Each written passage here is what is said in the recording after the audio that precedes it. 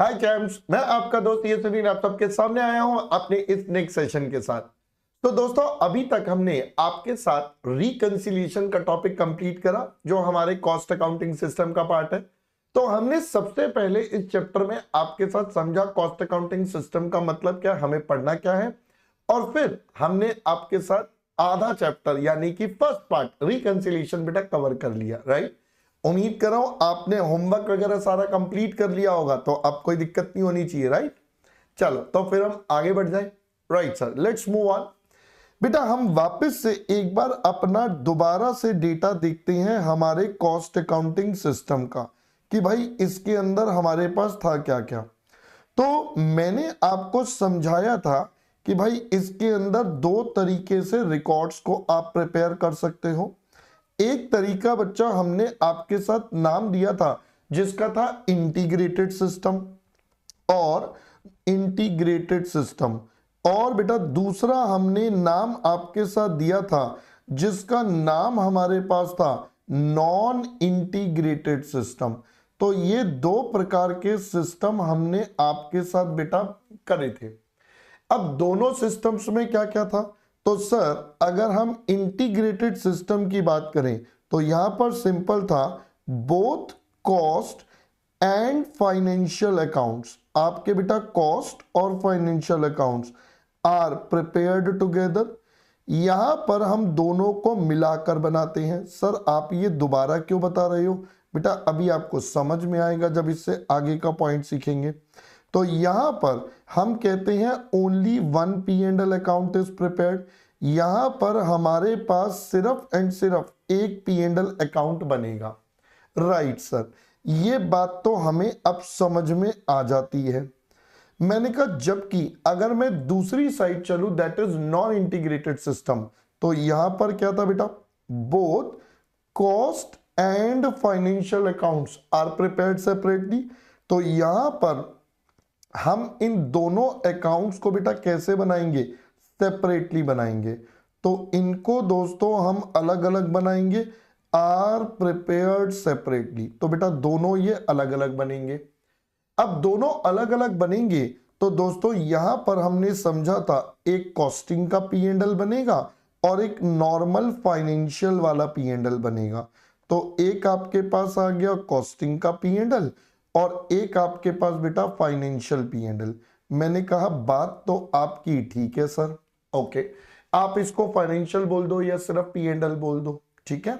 चलो इतनी बात समझ में आ गई। ये तो एक बेसिक पॉइंट है हमारे समझने के लिए जो हम ऑलरेडी आपके साथ कवर कर चुके हैं। अब नया क्या वो समझते हैं।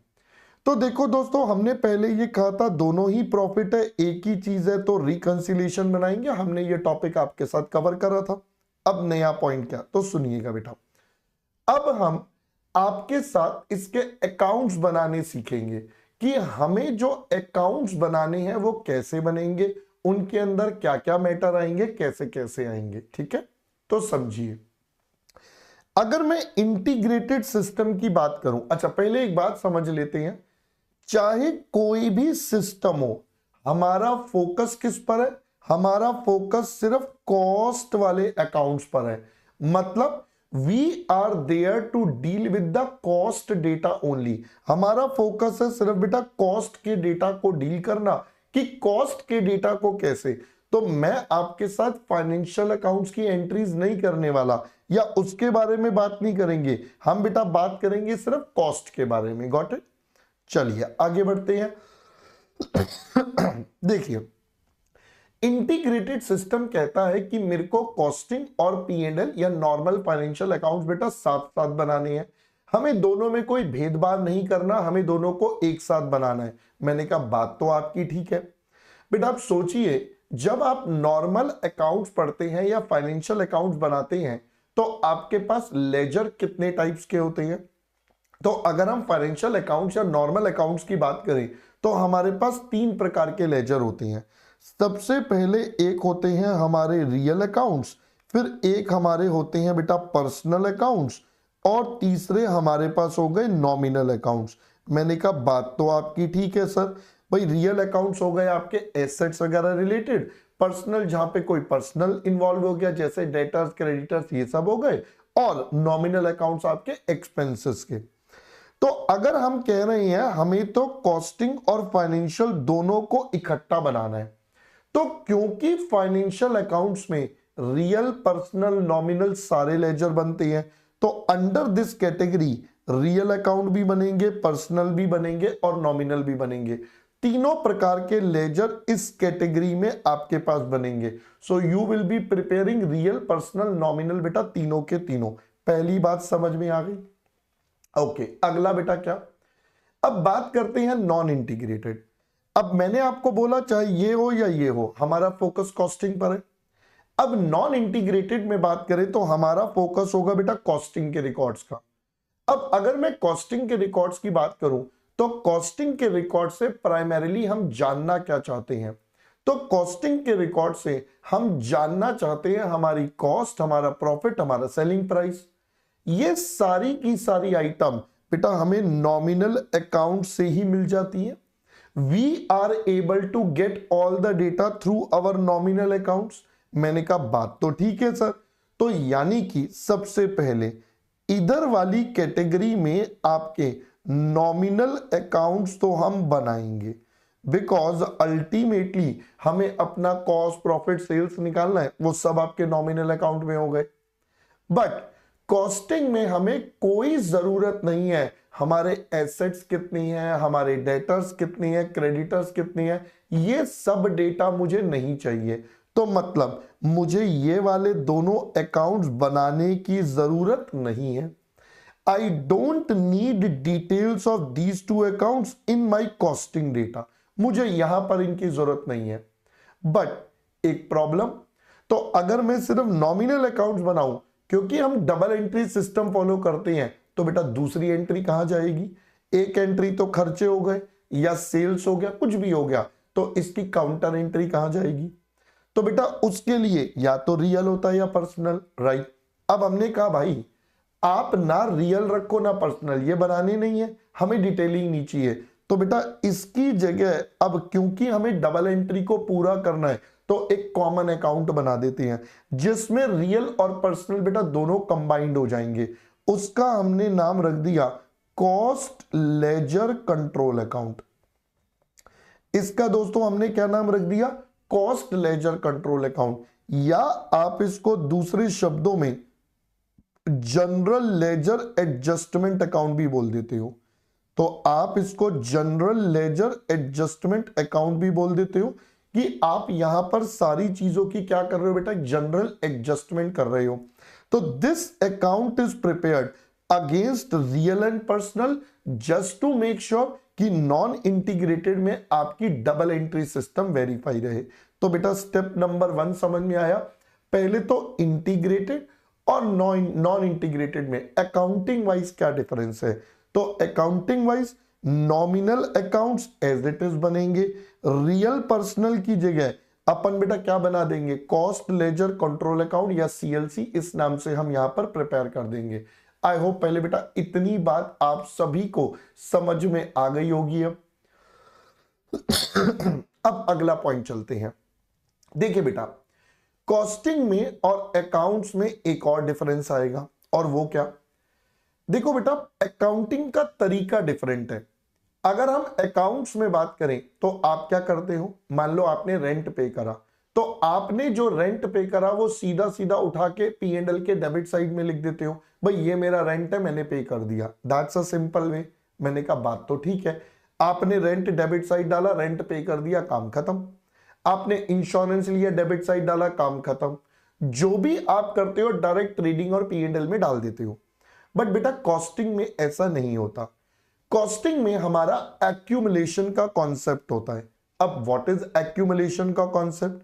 तो कॉस्टिंग में हम सब कुछ कॉस्ट शीट के हिसाब से चलते हैं। पहले direct material, direct labour, direct expense consolidate करते हैं, फैक्ट्री ओवरहेड जोड़ते हैं, फिर हमारे पास फैक्ट्री कॉस्ट आती है, फिर बाकी सारी चीजें। तो बेटा कॉस्टिंग में सारा काम एक्यूमुलेट या कंसोलिडेट होके होता है। तो वो कैसे होता है सर? मैंने कहा देखिए अब मैं आपको एक डायग्रामेटिकली ये सारी बात समझाऊंगा। तो देखिएगा बच्चा, सबसे पहले हम बात करते हैं हमारी पहली कॉस्ट बेटा, जिसका नाम है मटेरियल। तो हमारे पास तीन कॉस्ट थी, एक मटेरियल, फिर हमारे पास एक था बेटा लेबर या वेजेस, और एक हमने आपके साथ बनाए थे हमारे एक्सपेंसेस। तो पहले तो ये तीन आइटम बेटा हमारे पास हो गई। तो एक हमारे पास आ गया हमारा material, then we have labour और वी हैव एक्सपेंसेस। तो बेटा आप ट्रांजैक्शन का तरीका समझना। तो स्टेप नंबर 1 होता है, ये खर्चे तीनों के तीनों एक्सटर्नल पार्टी से करे जाएंगे। एक्सटर्नल पार्टी बेटा मतलब जैसे कि अगर मैं मटेरियल की बात करूं तो बेटा मटेरियल की ट्रांजैक्शन हम अपने वेंडर के साथ करेंगे, जो भी हमारा वेंडर है बेटा उसके साथ ये ट्रांजैक्शंस करेंगे। फिर लेबर की ट्रांजैक्शंस हम सारी अपने एम्प्लॉइज के साथ करेंगे, इनको पेमेंट्स वगैरह देंगे, और बाकी जितने खर्चे बच गए उनकी ट्रांजैक्शन भी हम अपने वेंडर्स के साथ करेंगे। तो ये सबसे पहले हम अपनी सारी ट्रांजैक्शंस करेंगे कि भाई सबका इंडिविजुअली क्या क्या। मैंने कहा डन। अब ये सारा पेमेंट कर दिया या खर्चा इनकर कर दिया। अब खर्चा इनकर करने के बाद क्या, तो बेटा खर्चा इनकर करने के बाद अब हम इसको क्लासिफाई करेंगे। क्लासिफाई बेटा किस में करेंगे, now we will classify them between direct and indirect. हम पहले बेटा सारा पेमेंट कर देंगे खर्चों का, अब इसमें से आइडेंटिफाई करेंगे कि भाई कितना डायरेक्ट है और कितना बेटा इनडायरेक्ट है, या कौन सा डायरेक्ट है और कौन सा बेटा इनडायरेक्ट है। That is how we are going to do. तो दोस्तों अब हम इनको यहां पर क्लब टुगेदर कर देंगे। तो ये हमने बेटा सारे खर्चों का ब्रेकअप कर दिया बिटवीन अवर डायरेक्ट एक्सपेंस इनडायरेक्ट, अपना डायरेक्ट और इनडायरेक्ट, डायरेक्ट और इनडायरेक्ट, ये हमने बेटा सब में ब्रेकअप कर दिया अपना डायरेक्ट इनडायरेक्ट का। मैंने कहा डन। अब क्या होगा दोस्तों, अब आएगा बेटा नेक्स्ट स्टेप। अब हम क्या करते हैं, जितने डायरेक्ट एक्सपेंस है उन्हें कंसोलिडेट करते हैं, प्राइम कॉस्ट बोलते हैं। अब हम यहां पर कहते हैं, समझना बेटा, तो पहले डायरेक्ट एक्सपेंसेस एक तरफ आ जाएंगे और सारे के सारे बेटा इनडायरेक्ट वालों को क्या बोलते हैं, ओवरहेड्स। तो बेटा आप देखो, just to make sure the diagram is simple, ज्यादा कॉम्प्लिकेट ना करें, मैं सारे इनडायरेक्ट वालों को यहां पर in the form of overhead जोड़ दूंगा। तो जितने मेरे ओवरहेड्स हैं मैं उनको बेटा यहां पर कंसोलिडेट कर दूंगा, ठीक है। अब प्रैक्टिकली फैक्ट्री ओवरहेड्स की एंट्री अलग होंगी, एडमिन अलग होगा, सेलिंग एंड डिस्ट्रीब्यूशन अलग होगा, वो सब हम सीखेंगे अभी जब एंट्रीज करेंगे। फिलहाल के लिए हम बोल देते हैं सारे ओवरहेड्स, चाहे वो फैक्ट्री हो, एडमिन ओवरहेड्स हो या सेलिंग एंड डिस्ट्रीब्यूशन। हमने फिलहाल ओवरहेड्स का बेटा एक बॉक्स बना दिया, वरना ये डायग्राम काफी कॉम्प्लिकेटेड हो जाता है। तो ये वाले इनडायरेक्ट भी यहां जुड़ गए, ये वाले बेटा इनडायरेक्ट भी यहां जुड़ जाएंगे आपके, और फाइनली ये वाले इनडायरेक्ट भी यहां पर आपके जुड़ जाएंगे कि चलो जी ये भी जुड़ गए। अब ये सारे इनडायरेक्ट कॉस्ट मिलकर बेटा ओवरहेड्स बन गए पहले तो। अब क्या होगा, अब बेटा नेक्स्ट स्टेप, अब हम देखेंगे हमारी फैक्ट्री का खर्चा कितना। तो बेटा सबसे पहले हम देखेंगे हमारे फैक्ट्री के खर्चे। तो यहां पर आ जाएगा हमारा फैक्ट्री का cost, so we will write it as our factory. तो हम इसका नाम लिख देते हैं बेटा फैक्ट्री। अब फैक्ट्री का मतलब क्या, अब फैक्ट्री में बेटा सारे खर्चों को जोड़ेंगे। तो फैक्ट्री में क्या क्या लगेगा, तो सबसे पहले बेटा फैक्ट्री में मटेरियल लगेगा, आपका डायरेक्ट लेबर का खर्चा भी होगा, और आपके बेटा डायरेक्ट एक्सपेंसेस का खर्चा भी होगा। तो ये सारे के सारे खर्चे आपके बेटा सबसे पहले फैक्ट्री में लगेंगे। फर्दर फैक्ट्री में आपके पास एक और चीज ऐड होती है जो होगी बेटा फैक्ट्री ओवरहेड्स। तो ओवरहेड से एक और ट्रांजैक्शन आएगी जिसका नाम होगा फैक्ट्री ओवरहेड। अब ये फैक्ट्री ओवरहेड्स कौन से वाले बेटा, हम कंज्यूमर की कॉस्ट निकाल रहे हैं, कंज्यूमर से रिकवरी बेसिस पर आता है, ओवरहेड्स में पड़ा था, तो ये होगा फैक्ट्री ओवरहेड्स चार्ज एब्जॉर्ब या रिकवर्ड, आप कुछ भी बोल दीजिए। तो ये आपके पास आ गए। अब फैक्ट्री में बेटा हमारे पास क्या होगा, तो एक तो यहां पर मटेरियल का स्टॉक भी होगा, है ना, और यहां पर बेटा फैक्ट्री में हमारे पास क्या होगा, फैक्ट्री में हमारा WIP का स्टॉक होगा। ठीक है, अब फाइनली अब आप देखिए हमने क्या क्या जोड़ा, 2 मिनट के लिए सोचिए। आपने डायरेक्ट मटेरियल जोड़ दिया, डायरेक्ट लेबर और डायरेक्ट एक्सपेंस, प्राइम कॉस्ट, फिर आपने फैक्ट्री ओवरहेड जोड़ा, ग्रॉस फैक्ट्री कॉस्ट। अब इसके बाद WIP एडजस्ट होता है, ये हमारा WIP एडजस्ट हो गया, यानी कि बेटा ये हमारे पास क्या आ गया, NFC आ गया। अब ये NFC बेटा ट्रांसफर हो जाएगा अगले डिपार्टमेंट को जिसका नाम है ऑफिस। ये पूरा का पूरा NFC बेटा कहां ट्रांसफर होगा, हमारे ऑफिस डिपार्टमेंट को। तो ये सारा NFC बेटा अब हम हमारा ट्रांसफर कर देंगे किसको दोस्तों, अब हम ये ट्रांसफर करेंगे हमारे ऑफिस को। आप इसको एडमिनिस्ट्रेशन बोल दो, ऑफिस बोल दो, कुछ भी बोल दो। ये ट्रांसफर क्या हो रहा है, तो याद रखना है बेटा यहां से यहां पर NFC ट्रांसफर होता है, that is net factory cost. तो ये जो ट्रांसफर होगा ये भी जर्नल एंट्रीज पास होती है तब होता है। ठीक है, NFC आ गया। फिर NFC के बाद बेटा हमने सीखा था हमारी 5 आइटम आती है, quality control, research and development, primary packing, scrap और एडमिन प्रोडक्शन। तो इस चैप्टर में मेनली आपको एडमिन रिलेटेड टू प्रोडक्शन वाली एंट्रियां मिलेंगी। तो अगर मैं एडमिन रिलेटेड टू प्रोडक्शन की बात करूं तो वो बेटा हमारा ओवरहेड्स है, वो चार्ज हो जाएगा। तो हम यहां पर लिख देते हैं admin overhead related to production. तो जो हमारे प्रोडक्शन वाले हैं बेटा वो यहां पर क्या हो जाएंगे, चार्ज हो जाएंगे। तो जो भी ये नंबर होगा वो यहां पर जुड़ जाएगा। ठीक है, अब बताइए कहां पहुंच गए अब आप आ गए बेटा COP पर। COP के बाद आप एडजस्ट करते हो opening stock, finish goods, closing stock. तो यानी कि आप यहां पर अब अपना फिनिश्ड गुड्स का स्टॉक एडजस्ट करोगे। जैसे ही दोस्तों आपने फिनिश्ड गुड्स का स्टॉक एडजस्ट करा, अब आपके पास क्या निकल जाएगा, फाइनली आपके पास अब आप अगले डिपार्टमेंट को ट्रांसफर करोगे बेटा COGS। तो मैं यहां पर लिखता हूं अब आप ट्रांसफर करोगे COGS। अब ये कौन से डिपार्टमेंट को करोगे, ये सेल्स डिपार्टमेंट, इनका काम है गुड्स को बेचना, तो गुड्स सोल्ड की कॉस्ट आपने ट्रांसफर करी। अब COGS के बाद क्या ऐड होता है, एडमिन ओवरहेड, जनरल वाले और S&D, बेटा वो भी ओवरहेड्स डिपार्टमेंट से यहां पर ऐड हो जाएंगे, ये भी हमारे यहां पर ऐड हो जाएंगे। तो यहां पर admin overhead and selling and distribution overhead charge, तो भाई जो भी अमाउंट होगा ये आप जोड़ दोगे। फाइनली आपकी निकलकर आ चुकी है अब कॉस्ट ऑफ सेल्स। अब ये कॉस्ट ऑफ सेल्स बेटा कहां चली जाएगी, ये फाइनली कॉस्ट ऑफ सेल्स हमारे बेटा P&L में जाएगी। Finally this number will go to our P&L का डेटा। तो यानी कि दोस्तों अब ये आ गया ट्रांसफर COS।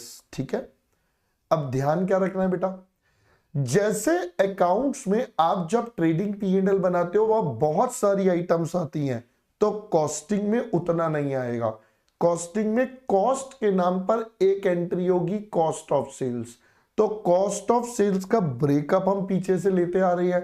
तो इन सबके टोटल की एंट्री एक सिंगल कंसोलिडेट एंट्री बन जाएगी बेटा, जिसका नाम क्या रख दिया, कॉस्ट ऑफ सेल्स। वो बेटा सिर्फ दिखेगी और सेल्स दिखेगा और प्रॉफिट और लॉस आ जाएगा। सिंपल बेटा। तो P&L बड़ा ही सिंप्लीफाइड और छोटा सा बनना है। पहले इतनी बात समझ में आ गई तो स्टेप नंबर 1 समझ में आ गया।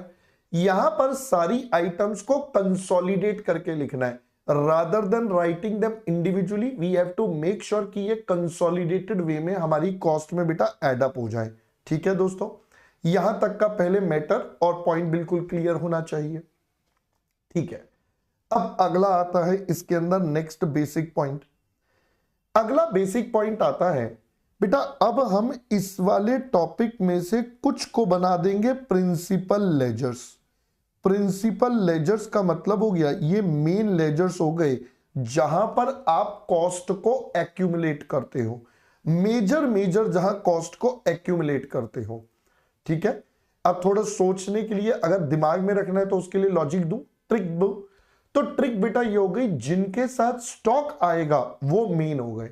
जैसे अगर मैं बात करूं सबसे पहले बेटा मटेरियल के साथ हमारा स्टॉक आता है, तो material becomes one of the main principal ledgers. दूसरा, फिर हमने देखा बेटा हमारे फैक्ट्री वाले डिपार्टमेंट में स्टॉक आता है, ये दूसरा लेजर। तीसरा बेटा ऑफिस वाले में फिनिश गुड्स का स्टॉक आता है, ये तीसरा लेजर। तो तीन तो प्रिंसिपल लेजर कौन से हो गए, एक मटेरियल का, एक फैक्ट्री में जहां पर WIP स्टॉक होता है, तीसरा बेटा हमारे पास होता है ऑफिस बोल दो या एडमिनिस्ट्रेशन बोल दो, ये तीसरा। अब चौथा बेटा कौन सा बनता है, चौथा होता है हमारा लास्ट, दैट इज हमारा कॉस्ट लेजर कंट्रोल अकाउंट, जिसको हमने बैलेंसिंग फिगर बोला था। तो ये हमारे पास एक और प्रिंसिपल लेजर की कैटेगरी आती है। सर अब ये प्रिंसिपल लेजर और नॉर्मल लेजर में डिफरेंस क्या है? तो बेटा प्रिंसिपल लेजर बेसिकली हमने कैटेगरी बना दी कि इसमें स्टॉक वगैरह सब इंक्लूड कर रहे हैं। इनको इनके अंदर हम बेटा वर्ड यूज करेंगे आपका लेजर, इनके नाम में वर्ड क्या आ जाएगा, लेजर। जैसे cost ledger control account, general ledger adjustment account. तो क्योंकि ये प्रिंसिपल लेजर है इसलिए इनके नाम में हमने क्या जोड़ दिया बेटा, लेजर। प्यार से इसको हम बोलेंगे CLC अकाउंट, प्यार से बन जाएगा बेटा GLA अकाउंट। सिंपल, ये हमने दो नाम रख दिए, CLC और GLA। ठीक है जी। सर ऊपर वालों के नाम अभी बताते हैं अगली स्लाइड में। अब दोस्तों पहले हम नामकरण करते हैं सारे लेजर्स का। अब नामकरण का मतलब क्या है भाई, सबके नाम वाम रखेंगे, ऐसे काम नहीं चलेगा। नाम कैसे सर, मैंने कहा सुनो, पहले हम कॉस्ट शीट बनाते हैं, कॉस्ट शीट से सब चीजें लिंक करवाऊंगा। तो कॉस्ट शीट में सबसे पहली आइटम हमारे पास क्या आती है, इट्स अ डायरेक्ट मटेरियल, मैंने कहा डन। फिर आपके पास आता है दोस्तों डायरेक्ट लेबर, मैंने कहा done. Then we have direct expenses, right. इन तीनों का टोटल करके अपने पास क्या आता है, तो इन तीनों का टोटल करके हमारे पास आ जाती है बच्चा हमारी प्राइम कॉस्ट। प्राइम कॉस्ट के बाद हम क्या जोड़ देंगे, इसके बाद अब हम ऐड करेंगे हमारे फैक्ट्री ओवरहेड्स। जैसे ही ये ऐड करे बेटा हमारे पास आ गया ग्रॉस फैक्ट्री कॉस्ट GFC।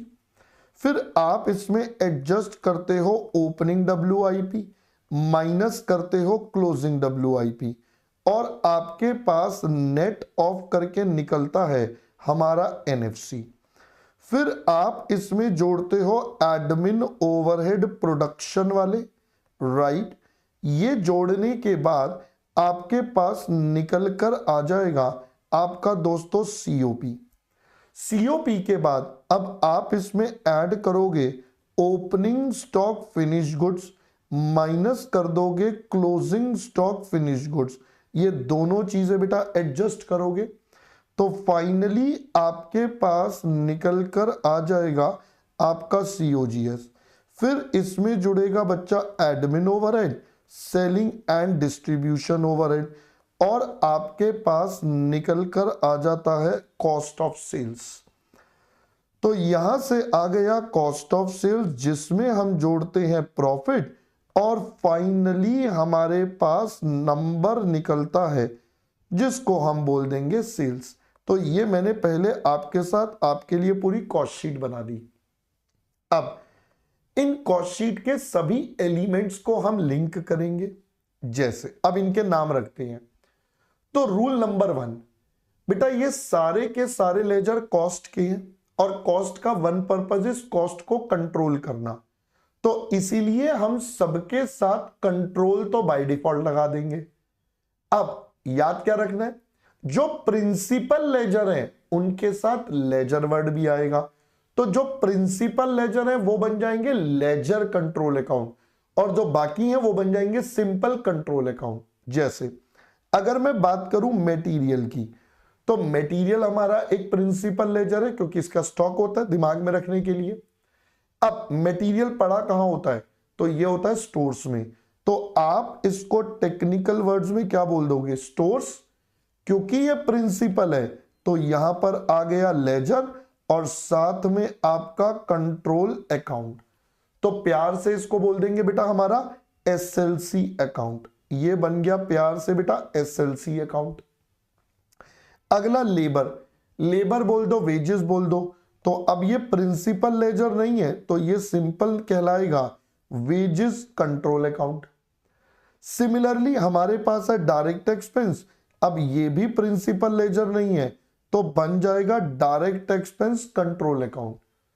अभी फिलहाल इसके साथ लिख देना, ये लॉजिक अभी थोड़ी देर बाद समझाऊंगा कि इसको WIPLC अकाउंट भी कर सकते हैं। लॉजिक अभी थोड़ी देर बाद अपने आप समझ में आएगा जब हम इसकी डिटेलिंग अभी पढ़ेंगे। Prime cost is just a total factory overheads. तो बेटा ये क्या बन जाएगा, फैक्ट्री ओवरहेड्स कंट्रोल अकाउंट आपके पास बन गया। फिर GFC के बाद ये हमारा स्टॉक एडजस्टमेंट है टेक्निकली बेटा। ये हमारा WIP का स्टॉक एडजस्टमेंट आपके पास आ गया। फाइनली वी हैव NFC जो हमारी फैक्ट्री कॉस्ट होती है। अब देखिए बेटा अभी थोड़ी देर पहले हमने क्या करा था, फैक्ट्री में जो एक्यूमुलेशन होता है वो NFC तक होता है।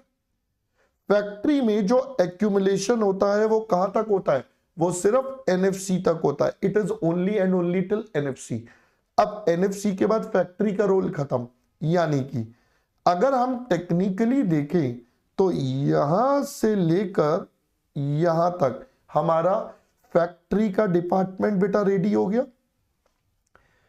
अब हम अपने लिए इसको बेटा क्या बोल देंगे, इसको हम बोलेंगे वर्क इन प्रोग्रेस। क्योंकि यहां पर आपका WIP का स्टॉक होता है इसीलिए इसका नाम पड़ गया WIP। अब क्योंकि ये एक प्रिंसिपल लेजर है तो इसका नाम क्या बन जाएगा, WIP लेजर कंट्रोल अकाउंट। ये इसका नाम बन गया। प्यार से अगर इसको बोले तो हम बोलेंगे WIPLC अकाउंट। प्यार से बेटा नाम पड़ गया WIPLC। देखो एग्जामिनर छोटा मोटा वेरिएशन कर सकता है, जैसे स्टोर्स की जगह वो क्या दे देगा, material ledger control, material control. तो ये सब वर्ड नॉर्मल आ जाएंगे। ठीक है, चलो यहां तक हो गया। अब अगला ये खर्चा किसके पास जाएगा, ऑफिस। तो अब ऑफिस अपना कार्यभार संभालेगा। वो कहेगा सबसे पहले मेरे खर्चे जोड़ दो प्रोडक्शन वाले। तो बेटा ये क्योंकि एडमिन ओवरहेड है तो सीधा सीधा बेटा कहां ट्रांसफर हो जाएगा, एडमिन ओवरहेड कंट्रोल अकाउंट में चला जाएगा। उसके बाद आ गया स्टॉक। तो ये फिनिश गुड्स का स्टॉक एडजस्टमेंट हमारे पास आ गया, हमें इसको एडजस्ट करना है। अब यहां से निकला COGS। तो बेटा अगर हम ध्यान से सोचें तो हमारा डिपार्टमेंट का काम कंप्लीट हो गया। तो ऑफिस का रोल यहीं तक था। तो ये हमारा कौन सा डिपार्टमेंट बन गया बेटा, ऑफिस का। अब इसका ये कौन से गुड्स को मेंटेन कर रहा है, फिनिश गुड्स को। तो इसका नाम क्या रख दिया, finished goods laser control account. तो इसका नाम पड़ गया फिनिश्ड गुड्स लेजर, क्योंकि ये एक प्रिंसिपल लेजर है तो इसलिए लेजर कंट्रोल अकाउंट। प्यार से इसको हम बोल देंगे हमारा FGLC अकाउंट। हाँ सर, कुछ याद तो आ रहा है, ये वर्ड्स हमने ओवरहेड्स में भी पढ़े थे जब अंडर ओवर रिकवरी का टॉपिक पढ़ा था। वहां भी हमने ऐसे ही शब्दों का इस्तेमाल करा था, WIPLC, FGLC, है ना। तो बेटा वो टॉपिक अभी वापस याद भी दिलाऊंगा, कोई बात नहीं। अब क्या होगा सर, फाइनली COGS से लेकर यहां तक का डिपार्टमेंट बेटा कौन सा हो गया, ये हमारा टेक्निकली सेल्स डिपार्टमेंट हो गया जो कॉस्ट से डील कर रहा है। तो ये हमारा सेल्स डिपार्टमेंट है। अब ये सेल्स डिपार्टमेंट निकाल क्या रहा है, it's a cost of sales. तो इसको लेजर को हम बोलते हैं simple cost of sales account. भाई यहां कोई खर्चा नहीं हो रहा, यहां सिर्फ टोटलिंग हो रही है तो इसलिए इसके आगे वर्ड हमने कंट्रोल नहीं लगाया। तो यहां पर ये अब ओवरहेड्स कहां जाएगा, एडमिन ओवरहेड कंट्रोल अकाउंट में जाएगा, और ये बेटा selling and distribution overhead control में जाएगा। तो ये दोनों रिस्पेक्टिव ओवरहेड्स में जाएंगे, टोटल करके सीओएस। फाइनली बेटा ये वाला हिस्सा हमारा बनेगा हमारा costing P and L account, जो मैंने आपको बताया दो ही एंट्री आएंगी, एक तरफ कॉस्ट एक तरफ सेल्स, और बैलेंस आपका क्या आ जाएगा, प्रॉफिट आ जाएगा। So that is what we have to do. तो अब आपको पहले तो ये सारे नोमेनकल्चर या नाम समझ में आए होंगे कि हमने बेटा नाम किस किस तरीके से यहां पर बनाए हैं। अब मैं वापस से जो हमने अभी प्रिंसिपल लेजर की शीट बनाई थी बेटा इसको भी कर लेते हैं।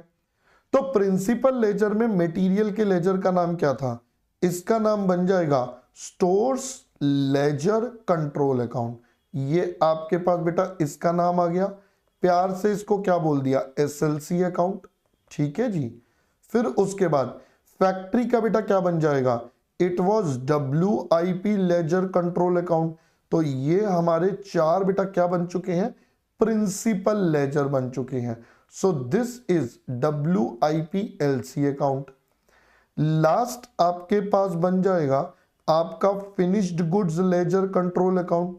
तो यहां पर हम फिनिश गुड्स की बातें करेंगे, सो this would become finished goods laser control account.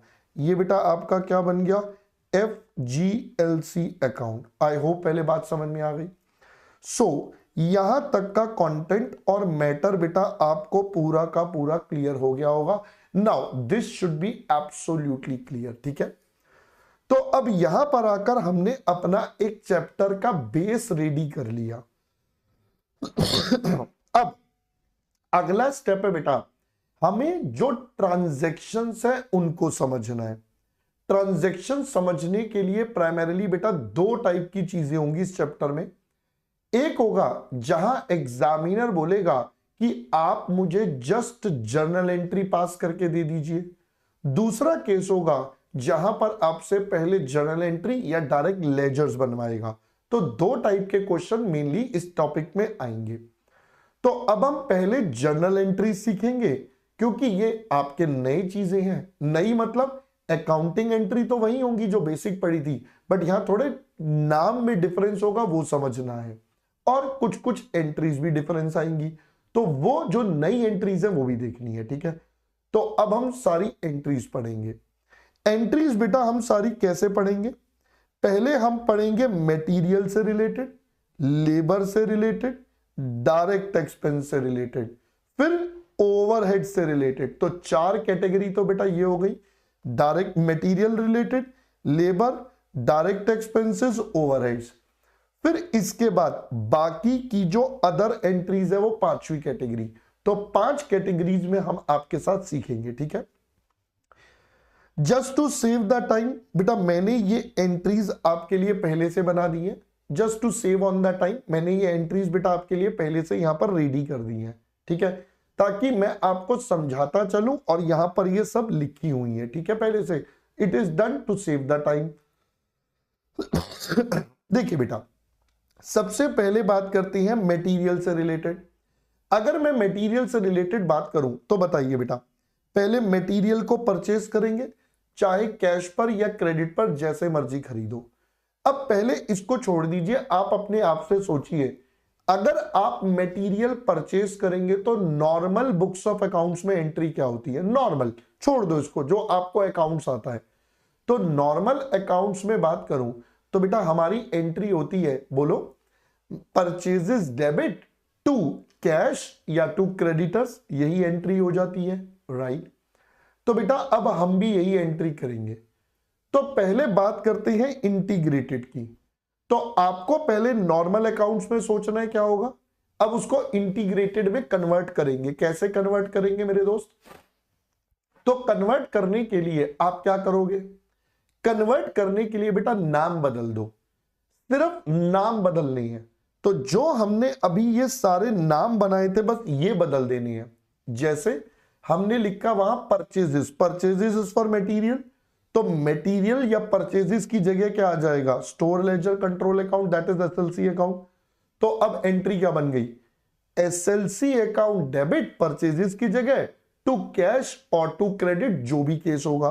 तो ये बेटा आपकी सबसे पहली एंट्री बन गई, SLC debit to bank to creditors. तो ये एंट्री अब आपको पूरी क्लियर होनी चाहिए। क्लियर?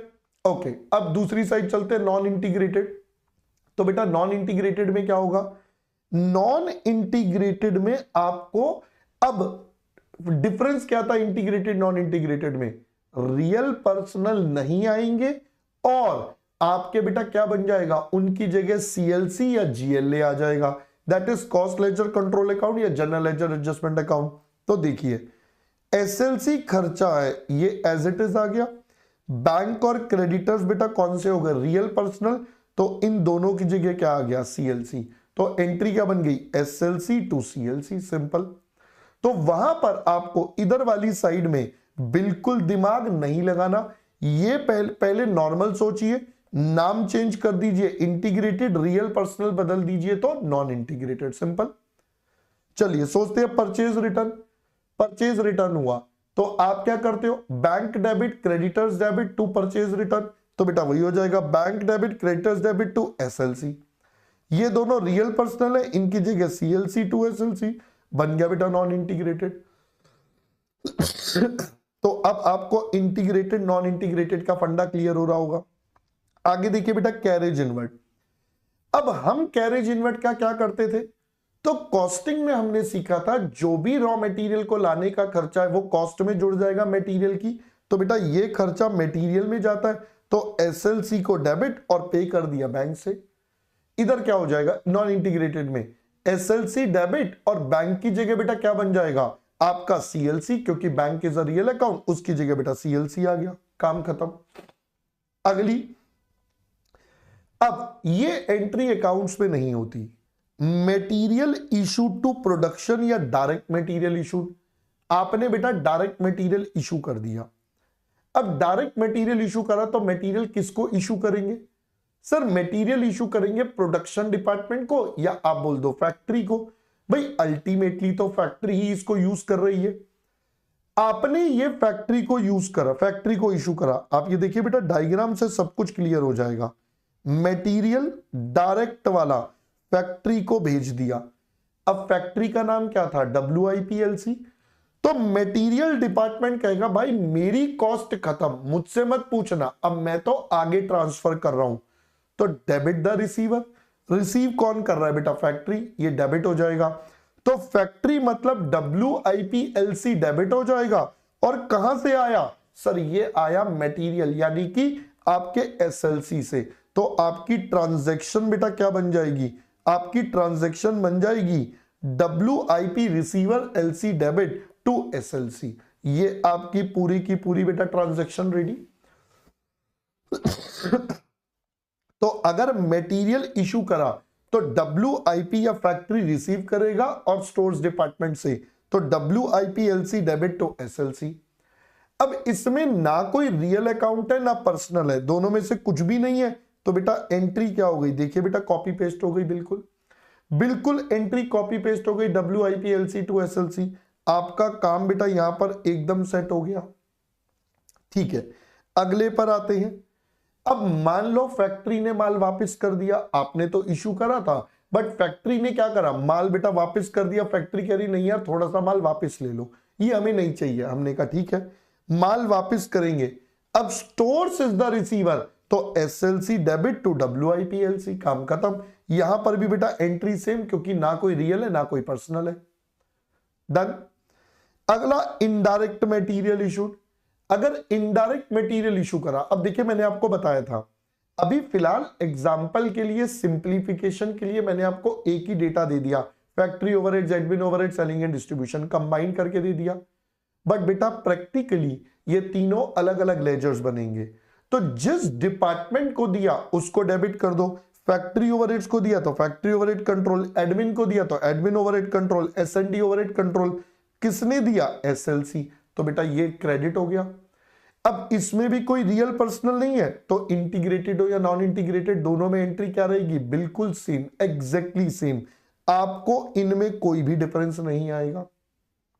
फर्दर आपके पास आया बेटा इनडायरेक्ट मटेरियल रिटर्न।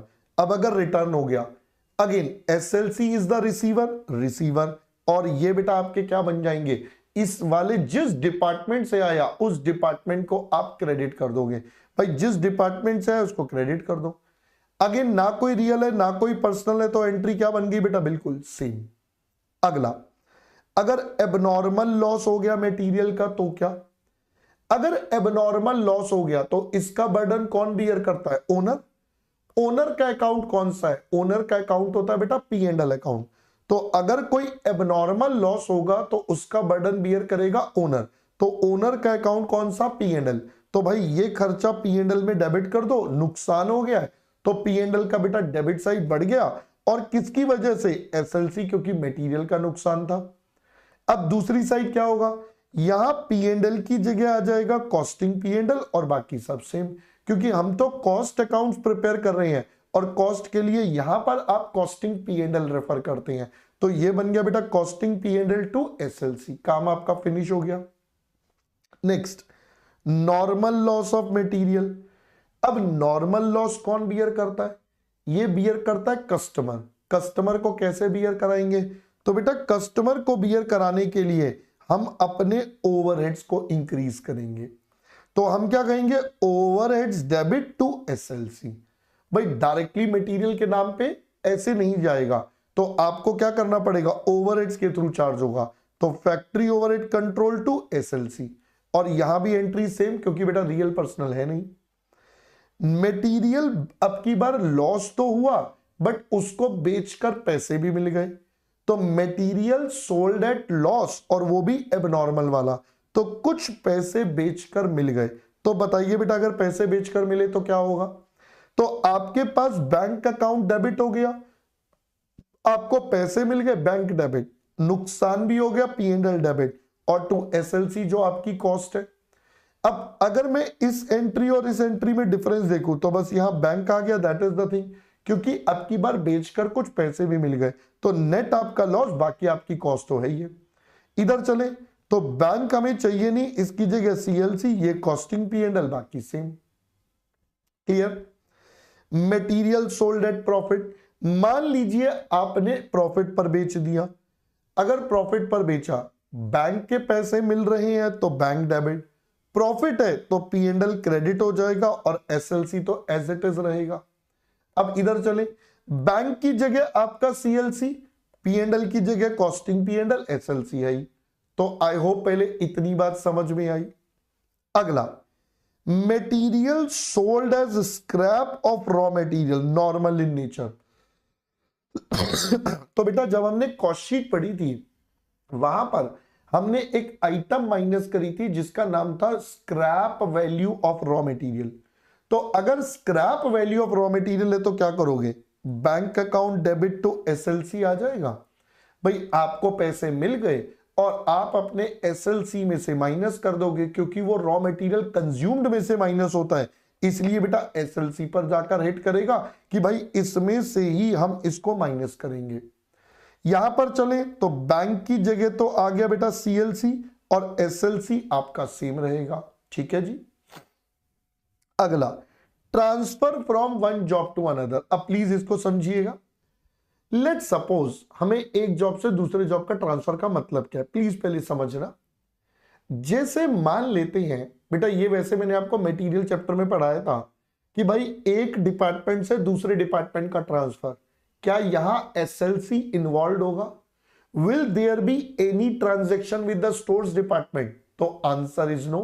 भाई यहां पर कोई भी स्टोर्स डिपार्टमेंट के साथ ट्रांजैक्शन नहीं होगा, तो इसका मतलब बेटा आप क्या करोगे, जो रिसीव कर रहा है उसकी कॉस्ट बढ़ा दो, जो दे रहा है उसकी कॉस्ट कम कर दो। तो आपका क्या बन गया बेटा, receiver debit to the giver. जो रिसीव कर रहा है उसकी कॉस्ट शूट अप हो जाएगी, जो इशू कर रहा है उसकी कॉस्ट बेटा कम, तो receiver debit to the giver, that becomes the entry. अब आप इसको जॉब नाम भी दे सकते हो, अब ये फैक्ट्री भी हो सकती है, तो अगर कोई फैक्ट्री होगी तो क्या बन जाएगा, WIPLC1 रिसीव कर रहा है, WIPLC2 दे रहा है, तो जो रिसीव कर रहा है उसकी कॉस्ट बढ़ जाएगी डेबिट में, जो पे कर रहा है बेटा उसकी कॉस्ट क्या हो जाएगी, कम हो जाएगी। और यहां पर कोई भी आपका कौन सा लेजर नहीं है, रियल पर्सनल, तो एंट्री बेटा क्या रहेगी, सेम। That's it. चलिए और देखते हैं। आपने अब पेमेंट कर दी अपने क्रेडिटर्स को, तो नॉर्मली क्या होगा, क्रेडिटर्स टू बैंक, ये आपकी एंट्री हो गई। अब सोचिए नॉन इंटीग्रेटेड में क्रेडिटर्स आपके पर्सनल हो गए, रियल हो गए, तो बेटा दोनों की जगह क्या आ जाएगा, सीएलसी।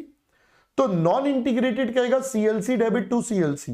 भाई सीएलसी सीएलसी तो करने की जरूरत नहीं है, सेम ही अकाउंट में क्या डेबिट क्रेडिट लिखना, तो आप यहां पर क्या कर दोगे, no entry in this system.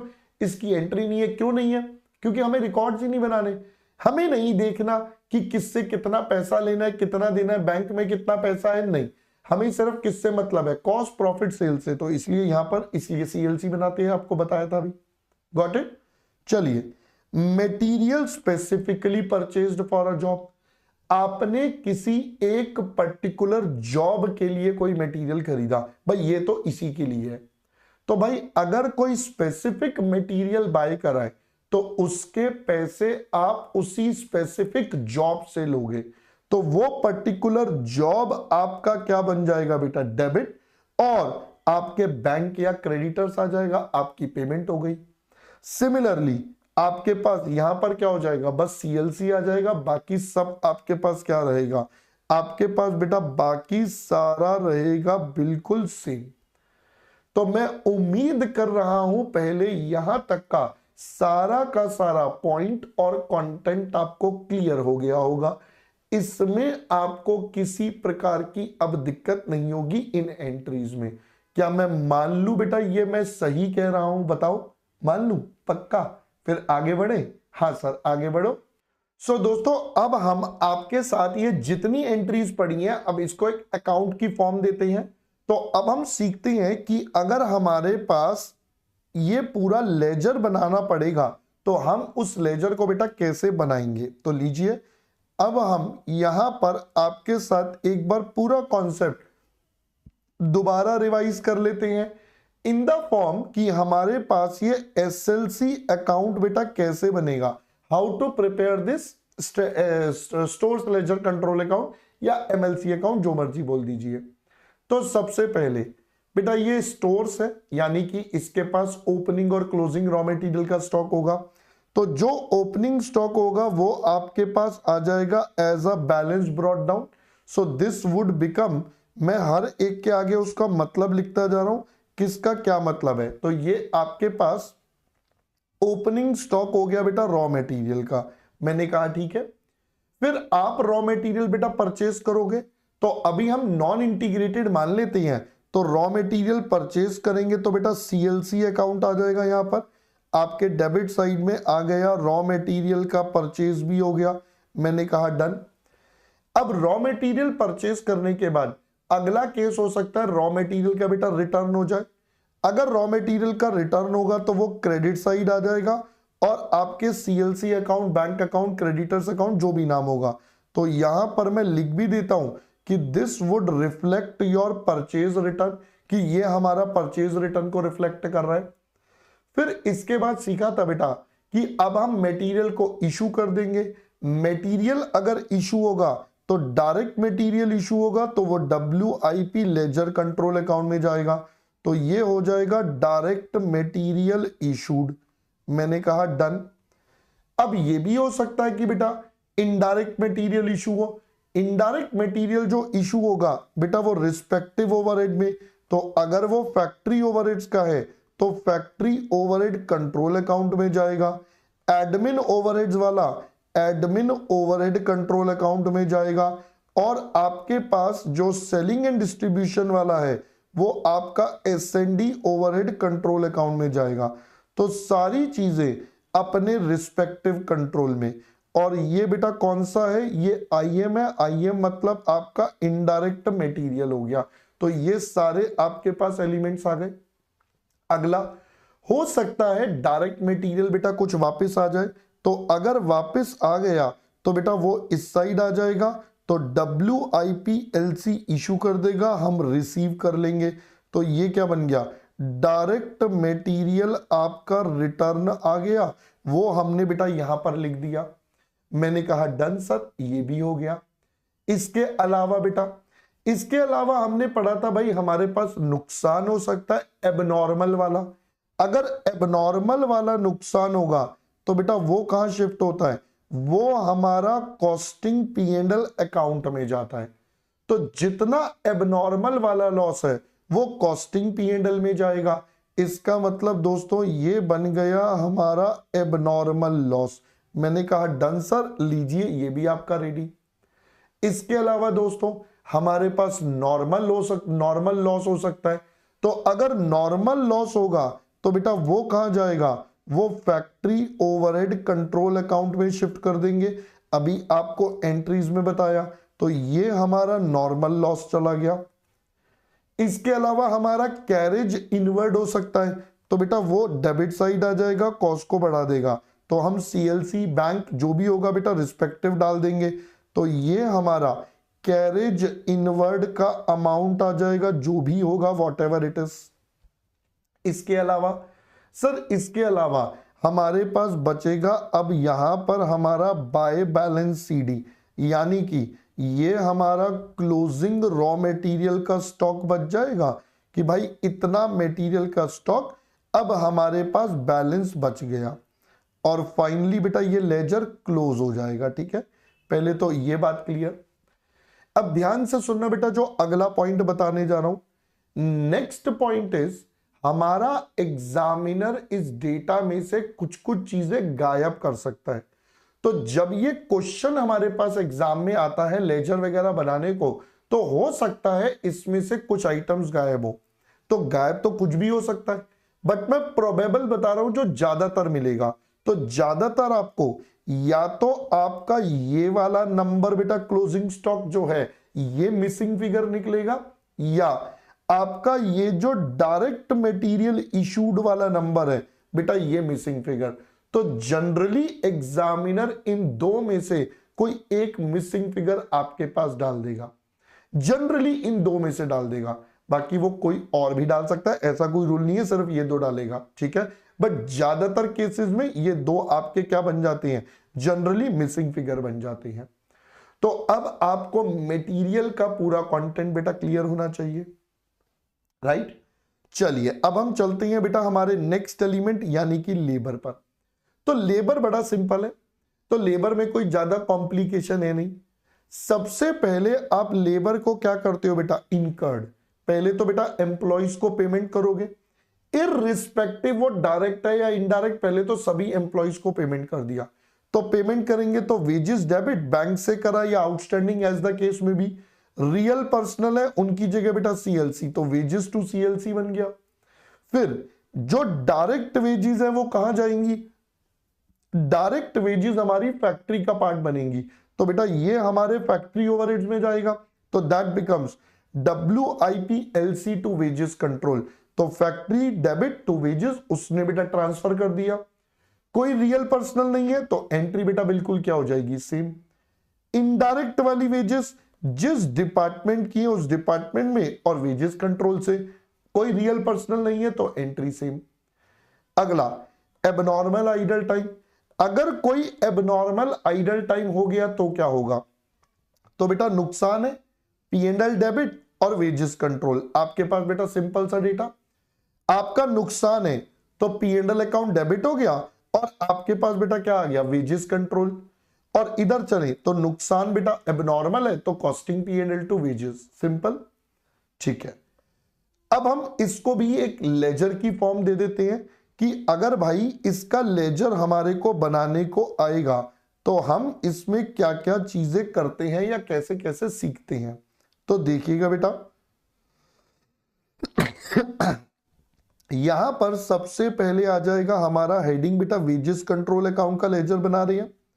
सबसे पहले इसकी पेमेंट होगी, पेमेंट होगी तो आपका भाई इसका ओपनिंग क्लोजिंग होता नहीं है तो सीधा पेमेंट हो गई CLC में। ये क्या हो गया, ये आपके पास हो गया वेजेस इनकर्ड, जो आपने खर्चा करा, चाहे वो बैंक से आए आउटस्टैंडिंग हो जो मर्जी हो। ठीक है जी, अब ये खर्चा या तो डायरेक्ट है या इनडायरेक्ट। तो डायरेक्ट अगर खर्चा है तो बेटा ये कहां ट्रांसफर हो जाएगा, ये आपके सीएलसी अकाउंट में आ जाएगा। ये आपका क्या बन गया, ये आपका डायरेक्ट वेजेस का अमाउंट बन गया। ये हमने बेटा यहां पर ले लिया। फिर इनडायरेक्ट वाला जो होगा वो रिस्पेक्टिव ओवरहेड में, भाई रिस्पेक्टिव ओवरहेड बोले तो आपका फैक्ट्री ओवरहेड में चला जाएगा या फिर आपका बेटा एडमिन ओवरहेड में चला जाएगा या फिर दोस्तों आपके पास कहां चला जाएगा, ये आपका बेटा selling and distribution overhead control account में चला जाएगा। तो ये आपके पास डेटा आ गया। ये बेटा कौन सा है, IW लिख रहा हूं, दैट इज इनडायरेक्ट वेजेस। तो ये आपका इनडायरेक्ट वेजेस का पार्ट बन गया। ठीक है सर, इसके अलावा एबनॉर्मल लॉस अगर होगा तो बेटा वो कहां जाएगा, कॉस्टिंग P&L अकाउंट में जाएगा। इसका मतलब ये आपका एबनॉर्मल आइडल टाइम आ गया। ठीक है दोस्तों, यहां तक का पॉइंट और बात आपको क्लियर बेटा। अब फाइनली बेटा इसका क्लोज कर देंगे, जो आएगा आपका आंसर। अब सर यहां पर भी क्या एग्जामिनर हमें कुछ मिसिंग डेटा देगा, मैंने कहा यस, यहां भी एग्जामिनर मिसिंग डेटा देगा। वो कैसे, तो बेटा हो सकता है वो ये वाला डेटा मिस कर दे या फिर ये फैक्ट्री ओवरहेड्स का। तो यहां पर ये दो हमारी प्रोबेबल मिसिंग फिगर बेटा बन सकती हैं। ये दो हमारी प्रोबेबल मिसिंग फिगर बन सकती है जहां पर एग्जामिनर हमें डेटा को क्या कर देगा, गायब कर देगा। तो थोड़ा सा यहां पर हमें फोकस रखना पड़ेगा। हमने कहा ठीक है सर, बात समझ में आ गई। चलिए आगे बढ़ते हैं। अब मटेरियल हो गया, वेजेस हो गया, अब बारी है डायरेक्ट एक्सपेंस की। तो बेटा देखिएगा जरा डायरेक्ट एक्सपेंस। पहले डायरेक्ट एक्सपेंस का खर्चा होगा तो direct expense debit to bank outstanding और direct expense to CLC, real personal की जगह बेटा आपका सीएलसी आ गया। अब ये डायरेक्ट एक्सपेंस है, चार्ज करेंगे बेटा। अब ये क्लियर है डायरेक्ट एक्सपेंस है, डायरेक्ट एक्सपेंस चार्ज करनी है तो WIPLC टू डायरेक्ट एक्सपेंस हो जाएगा, सिंपल। तो आपने अपना फैक्ट्री में चार्ज कर दिए direct expenses, WIPLC to direct expense, और यहां भी बेटा एंट्री सेम। अब सोचिए डायरेक्ट एक्सपेंस के केस में बेटा और कोई एंट्री होगी नहीं, ये खर्चा इनकर होगा और ये खर्चा चार्ज होगा, सिंपल। ये खर्चा बेटा पहले इनकर होगा और फिर ये खर्चा चार्ज होगा, इसमें और कोई मैटर ही नहीं बनता। तो अगर हम देखें बेटा तो डायरेक्ट एक्सपेंस डेबिट हो रहा है, डायरेक्ट एक्सपेंस क्रेडिट, तो दोनों को काट कर बेटा कंबाइंड एंट्री कर दे। So that would become WIPLC debit to bank outstanding, WIPLC to CLC। बेटा यही एंट्री हमने आपके साथ बना दी। तो डायरेक्ट एक्सपेंस को चाहो तो दो एंट्रियां पास कर लो या कंसोलिडेट करके आप इसे WIPLC में भी लेकर जा सकते हो। यही बात बच्चा मैंने आपको स्टार्टिंग में बोली। मैंने आपको स्टार्टिंग में क्या बताया था, I told you in advance direct expense control account और WIPLC अकाउंट, आप दोनों में से कोई भी कर सकते हो, आप इसको कहीं भी ट्रांसफर कर सकते हो, दोनों ही ऑप्शन आपके पास है। You can do any of the option. Got it दोस्तों। चलिए ये भी कंप्लीट हो गया। अब चलते हैं दोस्तों हमारे ओवरहेड्स पर। तो अब जरा सोचिए ओवरहेड्स। तो ओवरहेड्स में बेटा दो प्रकार से काम होता है। पहले ओवरहेड्स का खर्चा होगा एक्चुअल वाला, साथ साथ ओवरहेड्स तो हम कंज्यूमर से रिकवर करते हैं, और थर्ड स्टेप होता है आपका कौन सा बेटा, अंडर ओवर रिकवरी का। तो पहले अगर ओवरहेड्स की बात करें तो पहले हमारा ओवरहेड्स क्या होंगे, इनकर्ड। तो अगर फैक्ट्री ओवरहेड्स का खर्चा करा तो factory overhead to bank outstanding, यहां पर बेटा CLC। एडमिन का खर्चा करा तो admin overhead to bank, admin general हो या फिर उसके बाद S&D का करा तो S&D to bank, S&D to bank. अब ये खर्चे बेटा रिकवर होंगे तो फैक्ट्री वाले बेटा किससे रिकवर होते हैं, फैक्ट्री वाले प्रोडक्शन से या फैक्ट्री से ही रिकवर होंगे, फैक्ट्री ओवरहेड। तो फैक्ट्री ओवरहेड रिकवर्ड करेंगे, चार्ज करेंगे या एब्जॉर्ब, कोई भी बोल दीजिए बेटा वर्ड। ये फैक्ट्री से होंगे तो फैक्ट्री बोले तो WIPLC, तो WIPLC की कॉस्ट बढ़ा दी, फैक्ट्री को क्रेडिट कर दिया। फैक्ट्री में अल्टीमेटली कम कर दी, इन्होंने अपनी कॉस्ट इसको ट्रांसफर कर दी, कोई रियल पर्सनल नहीं है, एंट्री बेटा क्या हो गई सेम। एडमिन दो प्रकार के, या तो प्रोडक्शन वाले या जनरल वाले। प्रोडक्शन वाले जो होते हैं वो ऑफिस में चार्ज होंगे क्योंकि वो सीओपी से पहले लग रहे हैं, तो ये बेटा एफजीएलसी में चार्ज होंगे। बट अगर जनरल वाले की बात करूं तो वो सीओजीएस के बाद आते हैं, वो कॉस्ट ऑफ सेल्स में चार्ज होंगे। तो ये बेटा सारा का सारा कॉस्ट शीट वाला ही कंटेंट चल रहा है, बस अब हम उसको प्रॉपर रिकॉर्डिंग के हिसाब से देख रहे हैं कि उनको रिकॉर्ड कैसे करेंगे। तो प्रोडक्शन वाले बेटा एफजीएलसी में और जनरल वाले कॉस्ट ऑफ सेल्स में, और एसएनडी भी बेटा सीओजीएस के बाद तो वो भी कॉस्ट ऑफ सेल्स में। अल्टीमेटली ये मिलकर कॉस्ट ऑफ सेल्स बनाते हैं। देखो बेटा सारी की सारी बात अगर मैं ध्यान से सोचूं ना, इस डायग्राम में थी, everything was there in this diagram जो आपको चाहिए। ये देखिए फैक्ट्री ओवरहेड्स फैक्ट्री से चार्ज हो रही है, ये वाले बेटा ऑफिस से, ये वाले सेल्स से। अब दूसरे तरीके से देखोगे तो ये डायग्राम भी बनाया था, तो factory overheads factory, admin overheads office, ये वाले दोनों एडमिन सेल्स या कॉस्ट ऑफ सेल्स अकाउंट, देखो सब लिखवाया था। तो सारी चीजें यहीं से बन रही हैं। अब तो बस हम उसे एक स्ट्रक्चर या एक प्रॉपर तरीके से लिखकर आपको बता रहे हैं कि देखो ये इसकी जनरल एंट्रीज बन जाएंगी। तो ओवरहेड्स में अभी हमारे सामने दो ही एंट्रीज हैं। पहला बेटा क्या, ओवरहेड्स का खर्चा हुआ, दूसरा हमारे ओवरहेड्स रिकवर हुए या एब्जॉर्ब हुए। सिंपल सी बात है, मैंने कहा डन सर, ये बात भी समझ में आ गई। अब दोस्तों ओवरहेड्स का अकाउंट बनाते हैं। Let's create an account for overheads. अगर मैं ओवरहेड्स का अकाउंट बनाऊं तो मुझे समझ में आता है, जब ओवरहेड्स इनकर्ड होता है तो डेबिट में आता है, रिकवर्ड होता है तो क्रेडिट में आता है, कोई भी ओवरहेड्स हो। यानी कि मेरे ओवरहेड्स में बेटा दो प्रकार की ट्रांजैक्शन होंगी, एक डेबिट साइड और एक क्रेडिट साइड। अब देखिए बेटा ओवरहेड्स की पूरी कहानी। डेबिट साइड में हमने खर्चा करा, साथ साथ मटेरियल और लेबर भी आ सकता है। तो बेटा डेबिट साइड में जो खर्चा होता है वो कौन सा वाला होता है, एक्चुअल वाला। डेबिट साइड में आते हैं इनकर्ड, तो बेटा ये खर्चा कौन सा, एक्चुअल वाला। फर्दर ये ओवरहेड्स चार्ज होंगे, फैक्ट्री वाले हैं तो WIP, एडमिन एफजीएलसी और एसएनडी बेटा यहां से। ये रिकवर होते हैं या चार्ज होते हैं एब्जॉर्ब, तो रिकवर्ड ओवरहेड हमारे क्रेडिट में आ गए। अब सोचिए ये एक्चुअल है और ये रिकवर्ड है। अगर एक्चुअल ज्यादा हो गया रिकवर्ड से तो बैलेंस बेटा क्या हो जाएगा, अंडर रिकवरी आ गई। आपका अगर बैलेंसिंग फिगर इस साइड आ रहा है मतलब डेबिट साइड ज्यादा, एक्चुअल ज्यादा देन द रिकवर्ड, तो बेटा ये क्या बन गया, अंडर रिकवरी। अगर क्रेडिट साइड ज्यादा हो गया और बैलेंस इस साइड आ गया तो इसका मतलब ओवर रिकवरी, एक्चुअल से ज्यादा रिकवर्ड हो गए। So that's why this is over and under recovery. अब चाहे over recovery under recovery, ultimately हम इसका क्या करेंगे, we have to make a treatment of the same. हमें बेटा इसका ट्रीटमेंट करना पड़ेगा। ट्रीटमेंट हमने पढ़ा था बेटा तीन तरीके से। फैक्ट्री इनएफिशिएंसी है तो P&L में डाल दो, सीजनल नेचर है तो कैरी फॉरवर्ड कर दो और इसको एज अ बैलेंस CD दिखा दो।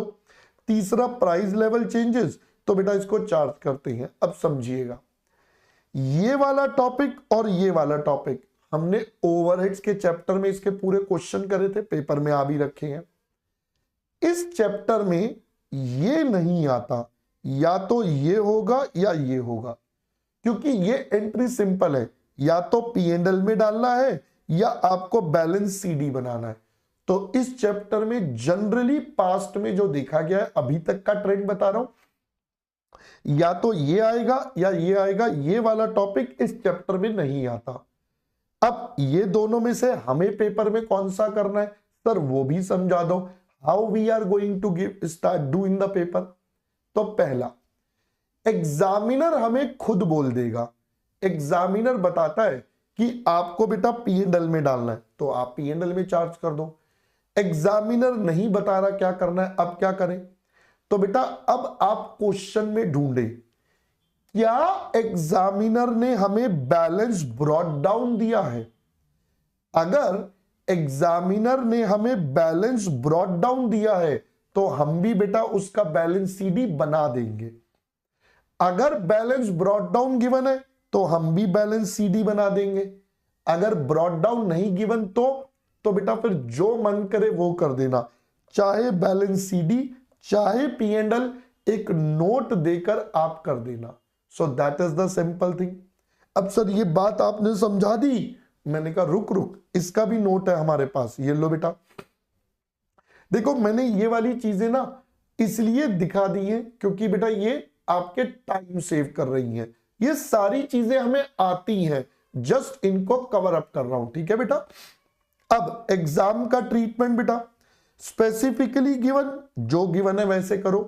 क्वेश्चन साइलेंट है तो चेक करो बैलेंस बीडी या ओपनिंग बैलेंस गिवन है ओवरहेड्स का। अगर तो बैलेंस गिवन है तो डू सेकंड ऑप्शन, मतलब बैलेंस सीडी दिखा दो। और अगर बैलेंस बीडी नहीं गिवन है तो आप क्या करो, फिर आप नोट देकर बेटा जो मन करे वैसा काम कर सकते हो, जैसे आपको पसंद आए आप वैसे कर लेना। हमने कहा ठीक है सर, ये बात भी क्लियर हो गई। चलते हैं दोस्तों थोड़ा और आगे। अगला आता है हमारे पास अब अदर एंट्रीज। अब ये अदर एंट्रीज क्या है, पहले तो बेटा अदर एंट्रीज है हमारी ट्रांसफर एंट्रीज।